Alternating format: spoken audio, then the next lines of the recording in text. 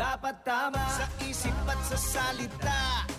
Dapat tama, lalong-lalo na sa gawa. Mga kandidato sa dakbayan sa Lapu-Lapu mipirma og Peace Covenant alang sa malinaw ug hapsay nga eleksyon karong Mayo. Si Chona Carion sa report.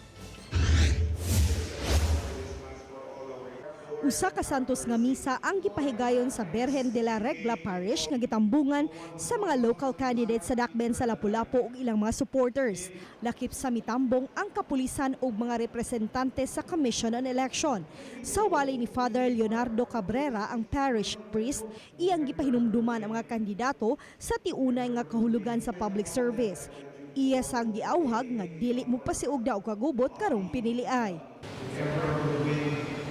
That we are called to be servants of our country, and they will be instruments of where our country will be going. Sawa pa matapos ang santos nga misa, tagsa-tagsang gipapirma ang mga kandidato sa Peace Covenant. Tipik sa covenant, maong magmatinud-anon sila sa tinguha pagserbisyo sa katawhan ug likayan ang vote buying kay usa kini kasala. Dili usab mo pasiugda og kagubot ug kinahanglang musunod sila sa election laws. Dili hinuunta ng kandidato present sa covenant signing. Malaki ang may tutulong ng mga activities na ito, yung Peace Covenant. Ito po ay pagpapakita ng quest ng kagustuhan ng mga kandidato na magkaroon ng matahimik at maayos na halalan sa ating syudad.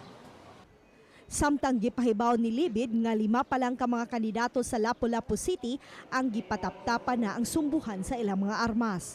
Chona Carion, Balitang Bisdak.